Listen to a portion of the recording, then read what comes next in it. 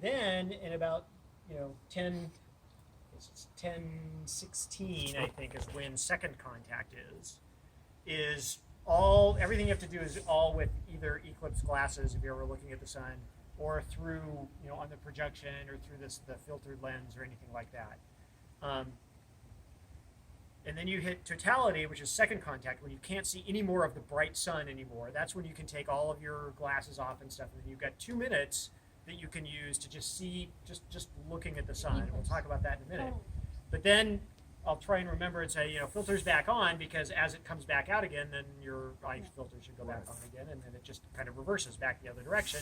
Third contact is when you can see the sun again, and then fourth contact is the very end of the moon touching the sun's disk, and it's gone on. It's just back to normal.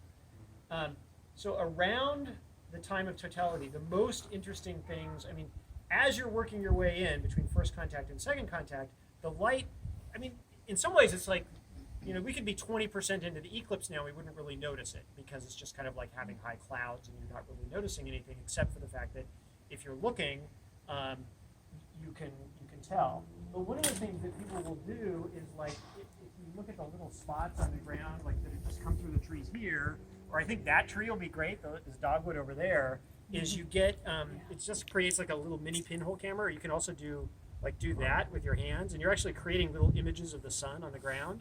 But as you get the crescent more and more obvious, that's what you'll see on the ground. So you can actually do a whole bunch of little crescents on the ground by just crossing your hand over like that.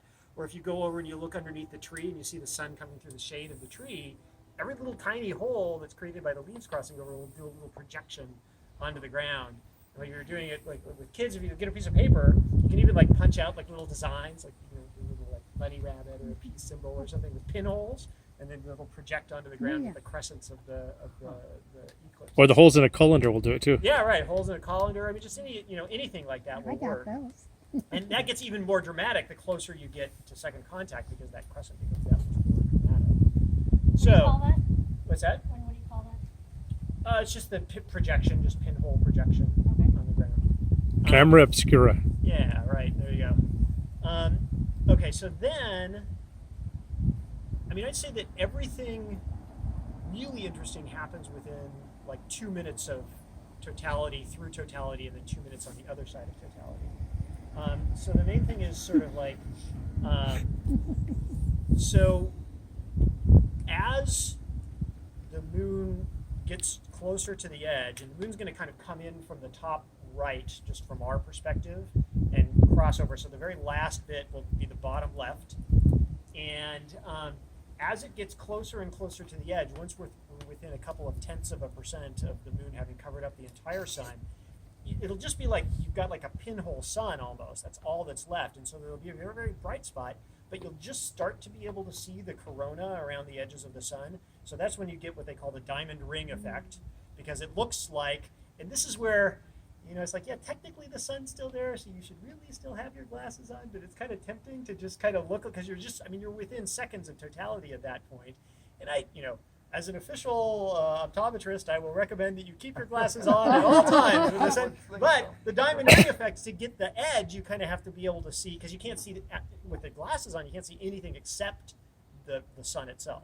Okay. So just, maybe give it a quick glance just to kind of get that, How wide is that?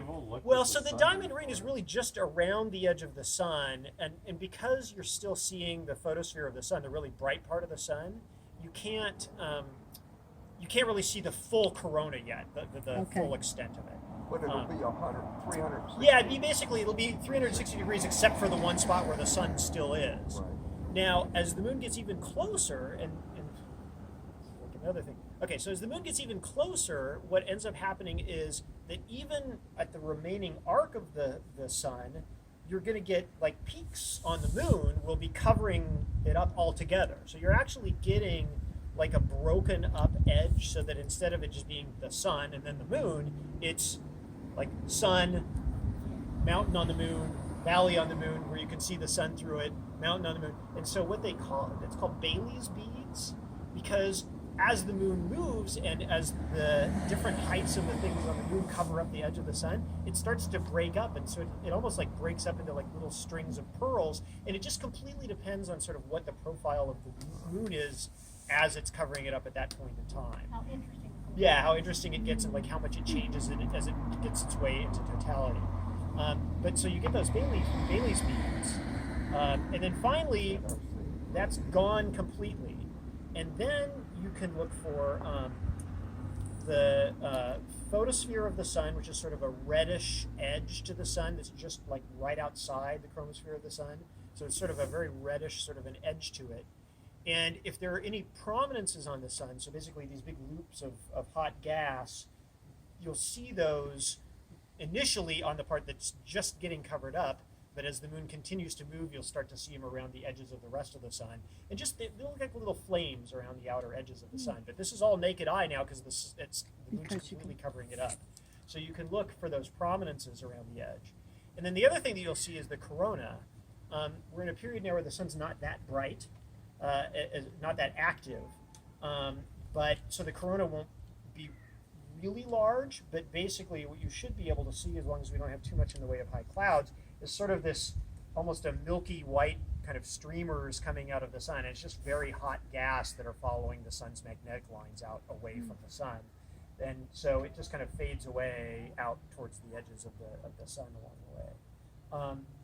And at that point, you should also be able to see planets and some of the brighter stars. It's basically like a deep twilight at that point when you see that sort of stuff. So we'll have Mars will be up above the sun and to the right a little bit. Mercury's below the sun and to the left a little bit.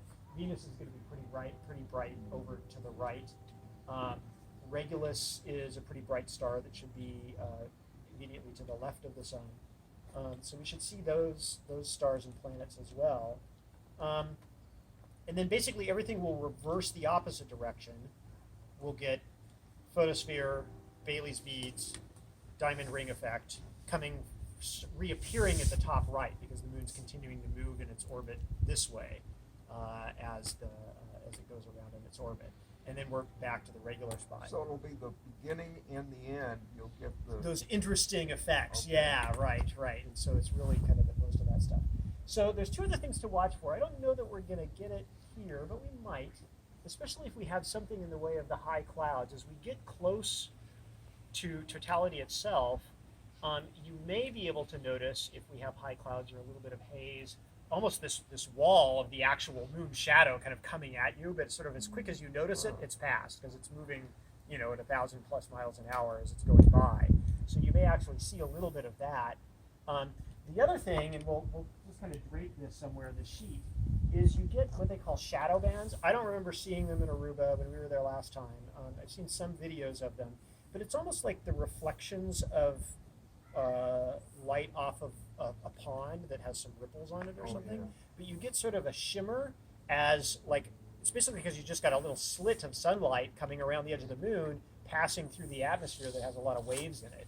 And so basically you get this sort of shimmy on very light-colored objects that are set out. And so we'll just try and find a good spot, maybe drape it over the side of the plant there or something like that. But again, all of that stuff is within the last minute to 90 seconds, of totality. So it all happens very fast. It's like, look at everything. Okay, it's done. So you just kind of have to take it in and see what you can do. You guys can try and take pictures. You almost can't take a picture picture of it. It's really can hard to do much of anything.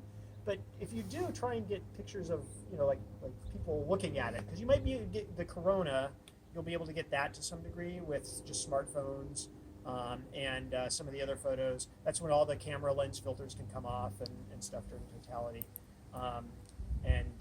Doing a pretty wide range of exposures will help on trying to get a range of the corona and stuff like that. And everything goes back the other way, and then the traffic starts. So. I have a point, and I'm not sure, but we have street lights and street light solars. Yeah. And I don't know if they're going to come up I don't know or if they not. will or not. Yeah. You'll see it tonight. Yeah. You'll see they're really bright. Uh-huh. The new high density Oh yeah. lights. Yeah. And I don't know what effect that will be, or if it'll even come on, or if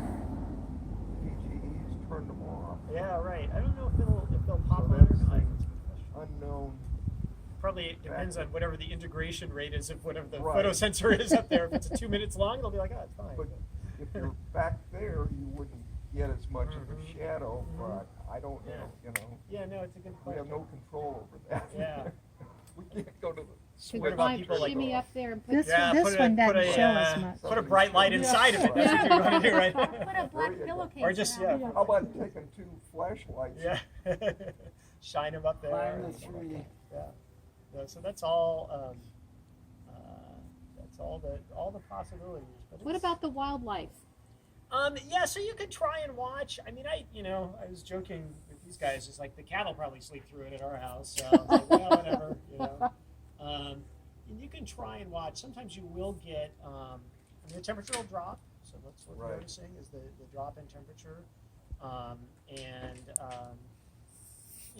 I know people talk about the birds come home to roost and bats fly out and stuff, but it's a short totality, Right. so we probably won't see. We have resident deer, resident raccoon, Yeah. resident skunk. There'll probably be enough, kind of random hooting and Right. hollering and horns blowing and people setting off fireworks that Yeah. will Animals scare will stuff get drowned otherwise, out. right? Will be, The animals will right. run away. So explain your experience in Aruba, because you both have had the experience of Yeah, it was being in really wonderful. totality. I remember there being clouds and us being worried that we weren't gonna be able to see it. You're at like a rocky outcropping.